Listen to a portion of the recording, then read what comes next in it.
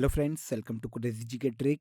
तो आइए daily current affairs की इस सीरीज में आगे बढ़ते हैं और आज के इस सेशन में हम 10 फरवरी के सभी करंट अफेयर्स को एक एक करके यहाँ पर डिटेल में समझ लेते हैं। वीडियो में एंड तक बने रहिएगा। बहुत ही इन्फॉर्मेटिव वीडियो है आज का, ये बहुत ही इंटरेस्टिंग वीडियो है, काफ़ी मज़ा आने वाला है। तो वीडियो में एंड तक बने रहिएगा। अगर आप पहली बार चैनल पर आए हो तो चैनल को सब्सक्राइब कर लो और इसके अलावा अगर आपको डेली करंट अफेयर की पीडीएफ चाहिए तो आप क्रेजी जी के ट्रिक के टेलीग्राम चैनल से या फिर क्रेजी जी के ट्रिक के एप्लीकेशन पर जाकर फ्री ऑफ कॉस्ट इसकी पीडीएफ को कलेक्ट कर सकते हैं। आइए आज के करंट अफेयर का सबसे पहला क्वेश्चन देखिए। 9 फरवरी को निम्नलिखित में से किसे भारत रत्न दिए जाने की घोषणा नहीं की गई? तो देखिए फ्रेंड्स, 9 फरवरी को सेंट्रल गवर्नमेंट ने संयुक्त रूप से 3 व्यक्तियों को भारत रत्न दिए जाने की घोषणा की गई। इनमें शामिल है चौधरी चरण सिंह, पीवी नरसिम्हा राव और एम एस स्वामीनाथन। तो यहाँ पर क्वेश्चन पूछा गया है कि किसे देने की घोषणा नहीं की गई, तो यह है पंडित दीनदयाल उपाध्याय। आंसर हो जाएगा आंसर सी। हाल ही में देखिए सेंट्रल गवर्नमेंट ने संयुक्त रूप से 3 लोगों को 9 फरवरी को भारत रत्न दिए जाने की घोषणा की है, जिनमें चौधरी चरण सिंह, पीवी नरसिम्हा राव और एम एस स्वामीनाथन शामिल है। और इनको मिलाकर 2024 में टोटल 5 व्यक्ति हो चुके हैं फ्रेंड्स, जिन्हें भारत रत्न दिए जाने की घोषणा की गई है।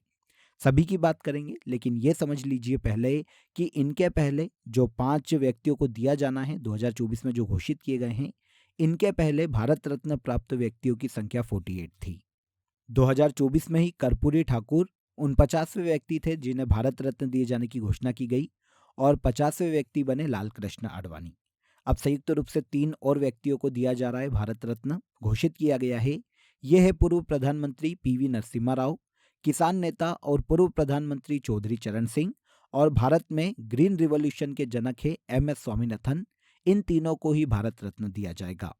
2024 में टोटल कितने व्यक्तियों को दिया गया, अगर क्वेश्चन ऐसा आ जाए तो अभी तक 5 व्यक्तियों को 2024 में भारत रत्न दिए जाने की घोषणा की गई है। जैसा कि अभी मैंने आपको बताया कि इससे पहले 50वें व्यक्ति भारत रत्न प्राप्त लाल कृष्ण आडवाणी थे, पूर्व उप प्रधानमंत्री हैं। और 49वें व्यक्ति थे बिहार के पूर्व मुख्यमंत्री कर्पूरी ठाकुर, जिन्हें मरणोपरांत भारत रत्न दिए जाने की घोषणा की गई। यहाँ पर देखिए 3 व्यक्ति जो लेटेस्ट हैं उनको एक एक करके डिस्कस करते हैं। तो चौधरी चरण सिंह, इनका संबंध है उत्तर प्रदेश राज्य से। ये उत्तर प्रदेश के पूर्व सीएम रह चुके हैं और भारत के 5वें प्रधानमंत्री रह चुके हैं। कौन हो गए? चौधरी चरण सिंह। दूसरे हैं पीवी नरसिम्हा राव। ये देखिए वर्तमान तेलंगाना राज्य से बिलोंग करते हैं, पहले आंध्र प्रदेश में थे, अब तेलंगाना वर्तमान। भारत के 9वें प्रधानमंत्री रह चुके हैं। और एम एस स्वामीनाथन, इन्हें तो आप सभी बहुत ही अच्छे से जानते होंगे।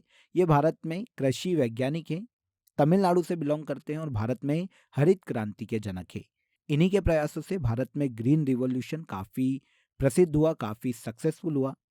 कृषि के क्षेत्र में या कृषि साइंस के क्षेत्र में इनके योगदान के कारण इन्हें पद्म विभूषण दिया गया था 1989 में, पद्म भूषण दिया गया था 1972 में और पद्मश्री दिया गया था 1967 में। इसके अलावा रेमन मैग्सेसे पुरस्कार भी दिया जा चुका है 1971 में और विश्व खाद्य पुरस्कार दिया गया था 1987 में। अब एम एस स्वामीनाथन को भारत रत्न दिया गया है 2024 में। तो यहाँ पर संयुक्त रूप से 3 व्यक्तियों को 9 फरवरी को भारत रत्न दिए जाने की घोषणा की गई, जो कि भारत में सर्वोच्च नागरिक सम्मान है। इसकी शुरुआत 1954 में की गई थी और पहली बार 1954 में चक्रवर्ती राजगोपालाचारी, डॉक्टर सर्वपल्ली राधाकृष्णन और सीवी रमन को संयुक्त रूप से 3 व्यक्तियों को पहली बार 1954 में भारत रत्न दिया गया था। शुरुआत भी कब की गई? 1954 में। तो यहाँ पर बहुत ही इजीली मैंने आपको भारत रत्न से संबंधित जितने भी क्वेश्चन एग्जाम में बन सकते हैं वो आपको बता दिए हैं, कंफ्यूज मत होइएगा। पूरी डिटेल यहाँ पर दे दी है, एक बार आप रिवाइज करके भी देख लीजिएगा अगर कोई भी कंफ्यूजन आता है तो। आगे बढ़ने से पहले आप सभी को एक बहुत ही इंपॉर्टेंट अपडेट देता हूँ फ्रेंड्स। आप सभी के लिए क्रेजी जी के ट्रिक के रूट एप्लीकेशन पर हमारे जीएस फाउंडेशन का आरंभ 2.0 बैच शुरू होने वाला है। स्पेशली ऐसे जितने भी स्टूडेंट हैं जो कि सिविल सर्विसेज की तैयारी कर रहे हैं, उनके लिए ये बैच बहुत ही बेनिफिट करने वाला है, क्योंकि स्पेशली जो फोकस इस बैच में हमारा होने वाला है वो आंसर राइटिंग पर रहेगा। आप सभी जानते हैं सेंट्रल में यूपीएससी या स्टेट में जो पीसीएस की एग्जाम है वहाँ पर आंसर राइटिंग बहुत ही इंपॉर्टेंट हो जाती है। तो पूरे बैच को आंसर राइटिंग के पॉइंट ऑफ व्यू से ही डिज़ाइन किया गया है। कुछ एडिशनल सब्जेक्ट भी एड ऑन किए गए हैं यहाँ पर, जैसे foreign affairs, Indian society, disaster management. ये आपके लिए एडिशनल सब्जेक्ट है जो कि आपको पहले आरएम बैच में नहीं मिले थे और इस आरएम 2.0 में आपके लिए यहाँ पर ऐड किए गए हैं। आप पूरा बैच भी ज्वाइन कर सकते हैं। इसके अलावा अगर आप इंडिविजुअली किसी सब्जेक्ट को पढ़ना चाहते हैं तो आप उसमें भी इजीली एनरोल कर सकते हैं रूट एप्लीकेशन पर जाकर। वहाँ पर इंडियन पॉलिटी मैं आपको पढ़ाने वाला हूँ। अगर आप इंडियन पॉलिटी को डेप्थ में पढ़ना चाहते हैं तो आप मेरा ये बैच ज्वाइन कर सकते हैं। इजीली आप प्ले स्टोर से रूट एप्लीकेशन को डाउनलोड कर लीजिए। वहाँ पर इंडियन पॉलिटी का लाइव बैच आप सभी के लिए अवेलेबल है, जहां पर पूरे बैच में आपको लाइव क्लासेस मिलने वाली है और लाइव क्लासेस बाद में आपको रिकॉर्डेड फॉर्म में भी अवेलेबल होगी। क्लास नोट्स भी दूंगा मैं आपको, साथ ही साथ टेस्ट सीरीज जितने भी टॉपिक हम पढ़ेंगे उसके टेस्ट भी आपको वहीं पर एप्लीकेशन में अवेलेबल हो जाएंगे, जिनको आप इजीली लगाकर अपना परफॉर्मेंस चेक कर सकते हैं। आई होप अपडेट अच्छा लगा होगा। बिना देर किए रूट एप्लीकेशन को डाउनलोड कर लीजिए प्ले स्टोर से और आप किसी भी सब्जेक्ट में एनरोल कर सकते हैं। सेकेंड क्वेश्चन देखिए, सेफ अंडर 19 विमेंस चैंपियनशिप 2024 का खिताब भारत और किस देश ने संयुक्त रूप से जीता है। देखिए काफ़ी कंट्रोवर्शियल डिसीजन आया है फ्रेंड्स, मैं आपको बाद में पूरा एक्सप्लेन करूंगा, लेकिन उससे पहले हम ये समझ लेते हैं कि चैंपियनशिप किससे संबंधित है, किस खेल से संबंधित है और आयोजन कहाँ किया गया। तो सेफ अंडर 19 विमेंस चैंपियनशिप है, विमेंस के मध्य में आयोजित की जाने वाली फुटबॉल प्रतियोगिता है, जिसका आयोजन 2024 में बांग्लादेश में हाल ही में किया गया। अब एक्चुअल में ये जो फाइनल है फ्रेंड्स इस चैंपियनशिप का, विमेंस चैंपियनशिप का, ये भारत और बांग्लादेश के मध्य में खेला गया था। अब इसमें जब टूर्नामेंट का आयोजन हुआ तो 1-1 से बराबरी पर ये गेम खत्म होता है। बाद में पेनल्टी शूटआउट में जब फैसला किया जाता है तो भी बराबर पे ये खत्म होता है और फिर इस गेम का फैसला टॉस उछालकर किया जाने वाला होता है। जब टॉस किया जाता है तो इंडिया विनर बन जाती है, मतलब इंडिया के पक्ष में वो टॉस आता है। इंडिया विनर बन गई। अब इंडियंस जितने भी प्लेयर हैं, जितने भी दर्शक हैं, उन्होंने जश्न मनाना शुरू किया। तो जो बांग्लादेश के दर्शक हैं उन्होंने क्या किया कि जूते और जो भी उनके पास चीज़ें थी विरोध प्रदर्शन में मैदान पर फेंकना शुरू किया और काफ़ी मतलब बवाल टाइप सिचुएशन हो गई थी। तो इसी कंडीशन में आनन फानन में चैंपियनशिप का आयोजन करवाने वाली जो संस्था है उसने संयुक्त रूप से भारत और बांग्लादेश दोनों को ही संयुक्त विनर घोषित किया। तो यहाँ पर क्वेश्चन हमारा यही था कि सेफ अंडर 19 विमेंस चैंपियनशिप 2024 का खिताब भारत ने संयुक्त रूप से किसके साथ जीता है, तो ये बांग्लादेश के साथ जीता है। आयोजन भी बांग्लादेश में हुआ था, तो एक कंट्रोवर्शियल डिसीजन है, आपको यहीं पर समझ में आ गया होगा ये। तो आयोजन बांग्लादेश में हुआ और संयुक्त रूप से जीता भी किसने, भारत और बांग्लादेश ने।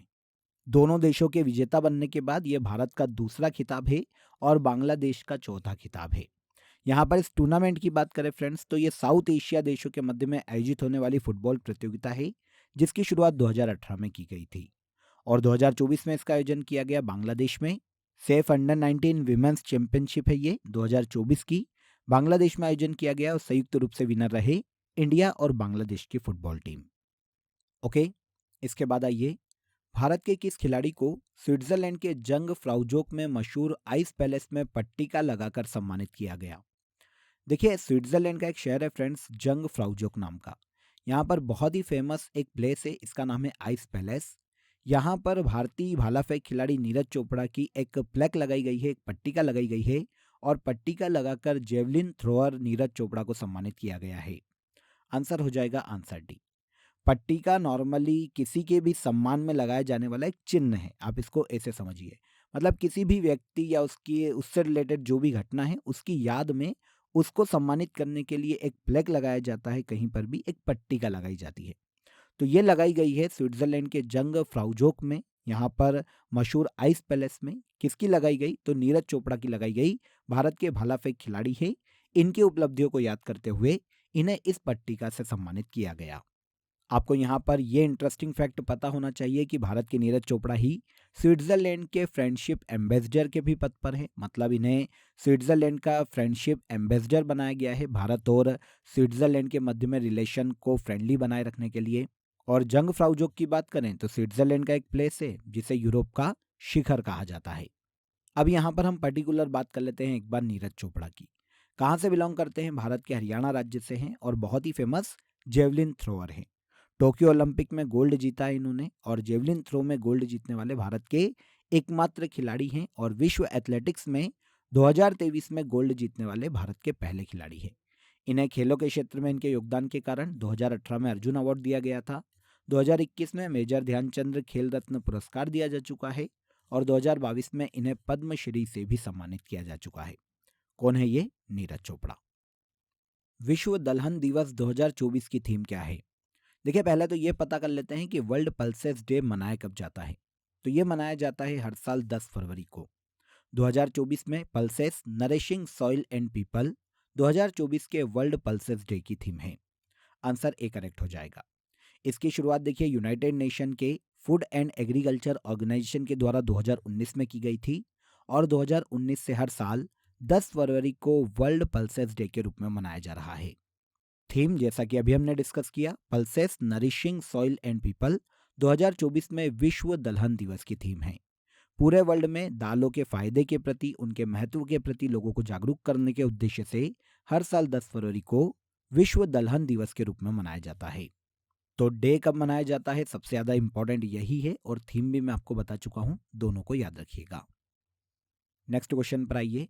सौराष्ट्र क्रिकेट एसोसिएशन स्टेडियम का नाम बदलकर क्या किया गया? पहले देखिए, सौराष्ट्र क्रिकेट एसोसिएशन स्टेडियम के बारे में ये जान लीजिए कि ये कहाँ स्थित है। तो ये भारत के महाराष्ट्र राज्य में स्थित है। महाराष्ट्र के सौराष्ट्र में है ये। इसका नाम ही था सौराष्ट्र क्रिकेट एसोसिएशन स्टेडियम, जिसका नाम बदलकर अब निरंजन शाह स्टेडियम किया गया। तो निरंजन शाह के नाम पर इस क्रिकेट स्टेडियम का नाम बदला गया है, जो कि भारत के पूर्व क्रिकेट खिलाड़ी हैं और इसके अलावा ये बीसीसीआई के पूर्व सचिव भी रह चुके हैं। तो इन्हीं के नाम पर सौराष्ट्र क्रिकेट एसोसिएशन स्टेडियम का नाम बदलकर निरंजन शाह स्टेडियम किया गया। इससे पहले भी दिल्ली के फिरोज शाह कोटला स्टेडियम का नाम बदलकर अरुण जेटली स्टेडियम किया जा चुका है और लखनऊ के इकाना स्टेडियम का नाम बदलकर अटल बिहारी वाजपेयी स्टेडियम किया जा चुका है। इन्हें भी याद रखिएगा। इनमें से फिरोज शाह कोटला दिल्ली में है, काफ़ी फेमस भी है, और इकाना स्टेडियम के बारे में मैं आपको बता ही चुका हूँ, ये है लखनऊ में। इसका नाम बदलकर किया गया अटल बिहारी वाजपेयी के नाम पर अटल बिहारी वाजपेयी स्टेडियम। देखिए फ्रेंड्स, आप सभी के लिए हमारे करंट अफेयर की ईयरली ई बुक शंखनाद आपके लिए अवेलेबल है। पूरे फरवरी तक अपडेटेड ये बुक आपको मिलने वाली है, जहां पर बजट 2024 भी इंक्लूड है। अयोध्या के राम मंदिर की प्राण प्रतिष्ठा से संबंधित जो क्वेश्चन है वो भी यहाँ पर इंक्लूड किए गए हैं। तो आप अगर हार्ड कॉपी ऑर्डर करना चाहते हैं तो आपको डिस्क्रिप्शन में लिंक दी गई है, वहां पर जाकर आप बुक को ऑर्डर कर लीजिए, डायरेक्ट बुक आपके घर आ जाएगी। और अगर आप ई बुक ज्वाइन करना चाहते हैं तो आपको रूट एप्लीकेशन पर और इसके अलावा क्रेजी जीके ट्रिक एप्लीकेशन पर ईयरली करंट अफेयर शंखनाद की ई बुक भी अवेलेबल है। आप इजीली दोनों सोर्सेज से जाकर बुक भी ऑर्डर कर सकते हैं और ई बुक भी ऑर्डर कर सकते हैं। इसके बाद ओल्जास बेक्टेनेव को किस देश का प्रधानमंत्री नियुक्त किया गया? तो ओल्जास बेक्टेनेव हाल ही में एशियाई देश कजाकिस्तान के नए पीएम के रूप में नियुक्त किए गए। इनकी इस पद पर नियुक्ति कजाकिस्तान के प्रेसिडेंट कासिम जोमार्ट टोकायेव के द्वारा की गई। तो यहाँ पर आपको दो फैक्ट क्लियर होते हैं। एक तो कजाकिस्तान के प्रेसिडेंट कौन, तो कासिम जोमार्ट टोकायेव, और कजाकिस्तान के नए पीएम के रूप में कौन नियुक्त किए गए, तो ये हैं ओल्जास बेक्टेनेव। ओल्जास बेक्टेनेव के पहले अली खान इस्माइलेव इस पद पर थे, जिनके हटने के बाद ओल्जास बेक्टेनेव को कजाकिस्तान में नए पीएम के रूप में नियुक्त किया गया। यहाँ पर देखिए, एक और फैक्ट आपको एग्जाम में काफ़ी पूछा जाता है कि कजाकिस्तान की पार्लियामेंट के निचले सदन को क्या कहा जाता है। तो कजाकिस्तान की पार्लियामेंट के निचले हाउस को मजलिस के नाम से पुकारा जाता है। कजाकिस्तान एक यूरेशियाई देश बोल सकते हैं हम, वैसे तो अधिकतर हिस्सा इसका एशिया में है, पर यूरेशिया कुछ हिस्सा इसका रशिया से टच होता है यूरोप में। तो यूरेशियाई देश है कजाकिस्तान, जिसकी कैपिटल अस्ताना है। टेंगे यहाँ की ऑफिशियल करेंसी है और बलकश झील यहाँ की सबसे प्रसिद्ध झील है। कजाकिस्तान क्षेत्रफल की दृष्टि से विश्व का सबसे बड़ा लैंड लॉक्ड देश है। इंपॉर्टेंट और वेरी इंटरेस्टिंग फैक्ट है, नोट कीजिएगा। ओल्जास बेक्टेनेव कजाकिस्तान के हाल ही में नए पीएम के रूप में नियुक्त किए गए। इसके बाद आइए, फोर्थ खेलो इंडिया यूनिवर्सिटी गेम्स का शुभंकर क्या है? देखिए, लास्ट सेशन में भी हमने फोर्थ खेलो इंडिया यूनिवर्सिटी गेम्स को डिस्कस किया था कि आयोजन कहाँ पर किया जा रहा है। तो पहले हम लास्ट सेशन के ही क्वेश्चन को कवर करते हैं। आयोजन होगा इसका असम में। अब हाल ही में देखिए, फोर्थ खेलो इंडिया यूनिवर्सिटी गेम्स के मैस्कॉट को रिवील किया गया, जो है अष्टलक्ष्मी। क्या नाम दिया गया? अष्टलक्ष्मी। एक्चुअल में ये तितली की एक प्रतीकात्मक एक स्वरूप है, तितली का एक प्रतीक है अष्टलक्ष्मी, और पूर्वोत्तर के जो 8 राज्य हैं पूरे, उनकी समृद्धि को दर्शाने के लिए इसे नाम दिया गया है अष्टलक्ष्मी। तो फोर्थ खेलो इंडिया यूनिवर्सिटी गेम्स का शुभंकर असम के सीएम हिमंत बिस्वा शर्मा ने हाल ही में रिवील किया। शुभंकर के अलावा लोगो, गीत, जर्सी और मशाल को भी रिवील किया गया। इसमें शुभंकर बनाया गया और इसे नाम दिया गया अष्टलक्ष्मी। किसका प्रतीक है? तो ये एक तितली का प्रतीक है। सारे क्वेश्चन के आंसर मिल गए यहाँ पर आपको। अब देखिए आयोजन कहाँ होगा, शुरुआत में भी बता चुका हूँ। तो 4th खेलो इंडिया यूनिवर्सिटी गेम्स का आयोजन पूर्वोत्तर राज्य असम में 19 से लेकर 29 फरवरी 2024 तक किया जाएगा। 20 अलग अलग खेलों का आयोजन होगा, स्पोर्ट्स का आयोजन होगा, जिसमें 160 से अधिक यूनिवर्सिटीज़ के जो एथलीट हैं वो पार्टिसिपेट करने वाले हैं। सबसे पहली बार खेलो इंडिया यूनिवर्सिटी गेम्स की शुरुआत 2020 में भारत के युवा मामले और खेल मंत्रालय के द्वारा की गई। जितनी भी यूनिवर्सिटीज़ है उनके मध्य के एथलीटों के मध्य में आयोजित किया जाने वाला खेल कंपटीशन है, इसको ऐसा समझिए। पहली बार 2020 में आयोजन किया गया उड़ीसा में, सेकेंड बार 2022 में आयोजन हुआ कर्नाटक में, और थर्ड टाइम 2023 में लास्ट टाइम आयोजन हुआ भारत के उत्तर प्रदेश राज्य में, जहां पर विनर रही पंजाब यूनिवर्सिटी की टीम। अब 4th खेलो इंडिया यूनिवर्सिटी गेम्स का आयोजन 2024 में भारत के असम राज्य में किया जाएगा और इसका शुभंकर बनाया गया है अष्टलक्ष्मी को। Next question, world government summit 2024 में किस देश को गेस्ट कंट्री घोषित किया गया? देखिए पहले हम इस समिट की बात करेंगे कि वर्ल्ड गवर्नमेंट समिट एक्चुअल में है क्या, कहाँ आयोजित की जाती है। तो इसका आयोजन हर साल फिक्स है, आयोजन किया जाता है यूएई के दुबई में, संयुक्त अरब अमीरात के दुबई में इसका आयोजन होता है हर साल। सम्मेलन के उद्देश्य की बात करें तो फ्यूचरिज्म, टेक्नोलॉजी, इनोवेशन के अलग अलग क्षेत्रों पर इस शिखर सम्मेलन में चर्चा की जाती है और जो भी प्रॉब्लम है, जो भी हर्डल्स हैं, उनको दूर करने के लिए प्रयास किए जाते हैं। तो ये है वर्ल्ड गवर्नमेंट समिट 2024 में, इसका 11वां संस्करण है फ्रेंड्स। आयोजन यूएई के दुबई में 12 से लेकर 14 फरवरी तक किया जाएगा। इंडिया के अलावा 2 और गेस्ट कंट्री हैं, तुर्की और कतर। मतलब इंडिया, तुर्की और कतर 2024 के विश्व सरकार शिखर सम्मेलन में गेस्ट कंट्री घोषित किए गए हैं। भारत के पीएम भी 14 फरवरी को इस शिखर सम्मेलन को संबोधित करेंगे। आयोजन हर साल किया जाता है यूएई के दुबई में। 2024 में इस शिखर सम्मेलन का ये 11वां संस्करण है, जो कि यूएई के दुबई में ही आयोजित किया जाएगा। वैसे इस शिखर सम्मेलन की शुरुआत 2013 में की गई थी और 2024 में अब इसके 11वें संस्करण का आयोजन किया जाएगा। एशियाई विकास बैंक ने किसे भारत देश का निदेशक नियुक्त किया है? तो हाल ही में देखिए एशियन डेवलपमेंट बैंक ने भारत में एशियन डेवलपमेंट बैंक का निदेशक मियो ओका को नियुक्त किया है। मियो ओका अब एशियाई विकास बैंक की भारत देश की निदेशक बनी है फ्रेंड्स। इनके पहले इस पद पर ताकेओ कोनिशी थे, जिनके हटने के बाद मियो ओका को भारत में एशियाई विकास बैंक का निदेशक नियुक्त किया गया है। एशियाई विकास बैंक की बात करें फ्रेंड्स, तो ये एशिया के देशों के मध्य में ऋण सहायता उपलब्ध करवाने के लिए या फिर लोन देने के लिए, डेवलपमेंट के लिए काम करने के लिए जिम्मेदार एक संस्था है, जिसका नाम है एशियाई विकास बैंक। इसकी स्थापना 19 दिसंबर 1966 में की गई थी और मत्सुगु असाकावा वर्तमान में एशियाई विकास बैंक के प्रेसिडेंट के पद पर हैं। भारत में एशियाई विकास बैंक की नई निदेशक मियो ओका को नियुक्त किया गया। ओके, इसके बाद आज के करंट अफेयर का सबसे लास्ट क्वेश्चन देखिए। हाल ही में किस देश ने भारतीयों को वीज़ा मुफ्त यात्रा की अनुमति दी है? तो ये देश है फ्रेंड्स ईरान। एशियाई देश ईरान ने हाल ही में देखिए भारतीयों को 15 दिनों तक वीज़ा मुफ्त अपने देश में प्रवेश की अनुमति दी है। लेकिन ये जो अनुमति है केवल हवाई मार्ग से दी गई है, मतलब कोई भी अगर फ्लाइट से आता है ईरान में, कोई भी इंडियन आता है तो वो बिना वीज़ा के इंटर कर सकता है, लेकिन 15 दिन के अंदर उसे बाद में वीज़ा दिखाना पड़ेगा। 15 दिन के अंदर उसे वीज़ा की व्यवस्था करनी पड़ेगी। यह जो छूट है भारतीय नागरिकों को 6 महीने की अवधि में केवल एक ही बार दी जाएगी और अधिकतम लगातार 15 दिनों तक रह सकता है व्यक्ति, लेकिन 15 दिनों के अंदर उसे वीज़ा की व्यवस्था करनी होगी। ये प्रावधान हाल ही में किया गया है। वैसे आपको यहाँ पर यह पता होना चाहिए कि वर्तमान में 27 देश ऐसे भी हैं जहाँ पर भारतीय बिना वीज़ा के प्रवेश कर सकते हैं। 27 कंट्रीज़ है, जिसमें बहुत ज़्यादा तो एशिया की है, उसके बाद कुछ ऐसे भी देश है जो कि एशिया के आसपास के या यूरोपीय देश भी हैं। तो टोटल ऐसी 27 कंट्री है जहाँ पर बिना वीज़ा के इंडियन यात्रा कर सकते हैं। और हाल ही में ऐसी एक और फैसिलिटी एशियाई देश ईरान के द्वारा भारत को दी गई, जहाँ पर इंडियन बिना वीज़ा के प्रवेश कर सकते हैं। क्लियर? तो यहाँ पर देखिए हमने 10 फरवरी के सभी करंट अफेयर्स को डिटेल में समझ लिया। अब आ जाइए फैक्ट शीट को आगे बढ़ाते हैं और अगस्त मंथ के सभी वन लाइनर करंट अफेयर को एक एक करके यहाँ पर हम आगे लेकर चलते हैं। पहला देखिए 19 अगस्त 2023 को भारत के पहले 3D मुद्रित डाकघर का इनॉग्रेशन बेंगलुरु में किया गया। 19 अगस्त 2023 को भारतीय मूल के थर्मन शनमुगरत्नम ने सिंगापुर के राष्ट्रपति चुनाव के लिए अर्हता प्राप्त की थी। 19 अगस्त 2023 को केरल राज्य सरकार ने प्रवासी श्रमिकों को पंजीकृत करने के लिए अतिथि पोर्टल को लॉन्च किया। 19 अगस्त 2023 को प्रिया मलिक ने अंडर 20 विश्व कुश्ती चैंपियनशिप में गोल्ड मेडल अपने नाम किया।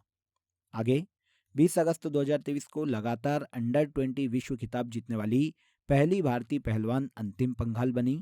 20 अगस्त 2023 को हिमाचल प्रदेश राज्य को प्राकृतिक आपदा प्रभावित क्षेत्र घोषित किया गया। मेटी केला, जो कि कन्याकुमारी तमिलनाडु का केला है, इसे जीआई टैग दिया गया अगस्त 2023 में। 21 अगस्त 2023 को श्रीनगर के ट्यूलिप गार्डन को वर्ल्ड बुक ऑफ रिकॉर्ड में शामिल किया गया। और 21 अगस्त 2023 को महिला फीफा विश्व कप 2023 का खिताब स्पेन ने अपने नाम किया। ये सभी वन लाइनर अगस्त मंथ से एग्जाम में पूछे जा सकते हैं, काफ़ी इंपॉर्टेंट है, नोट कर लीजिएगा। अब आ जाइए लास्ट डे के सेशन में। जो करंट अफेयर हमने डिटेल में समझा था उसे हम एक बार यहाँ पर रिवाइज कर लेते हैं। पहला देखिए, भारतीय रिजर्व बैंक के अनुसार वर्तमान में रेपो रेट 6.5% रखी गई। 2 समोचे महोत्सव लद्दाख राज्य में सेलिब्रेट किया जाता है। विश्व रक्षा प्रदर्शनी 2024 में भारत का प्रतिनिधित्व अजय भट्ट के द्वारा किया गया। 7th Indian ocean conference 2024 Perth Australia में आयोजित किया गया। Wild life photographer of the year people's choice award 2023 नीमा सरी खानी ने अपने नाम किया। हाल ही में कैमरून, जो कि अफ्रीकी देश है, इसने नगोया प्रोटोकॉल को अपनाया है। चर्चित मेरा गांव मेरी धरोहर प्रोग्राम भारत के संस्कृति मंत्रालय की पहल है।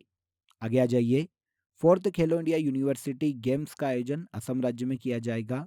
Deenbandhu Chhotu Ram thermal power plant की स्थापना भारत के हरियाणा राज्य में की जाएगी। और लास्ट देखिए, कार टी सेल थेरेपी का इस्तेमाल कैंसर के इलाज के लिए किया जाता है। ये सभी करंट अफेयर लास्ट डे के सेशन में हमने डिटेल में समझे थे, नोट कर लीजिएगा। अब आज के लिए आप सभी के लिए क्वेश्चन ऑफ द डे काफ़ी इंटरेस्टिंग है, ध्यान से सुनिएगा। बिहू नृत्य भारत के किस राज्य में प्रचलित है? कमेंट में ज़रूर बताइएगा कि इस क्वेश्चन का आंसर क्या है, काफ़ी एग्जाम में पूछा जाता है, तो रिलीवेंट क्वेश्चन है, कमेंट में ज़रूर बताइएगा कि आंसर क्या है। अगर आपको वीडियो पसंद आया हो तो वीडियो को लाइक और शेयर कर दीजिए, चैनल को सब्सक्राइब कर लीजिए। फिर मुलाकात करेंगे नेक्स्ट डे के सेशन में, तब तक अपना ख्याल रखिए। जय हिंद, जय भारत।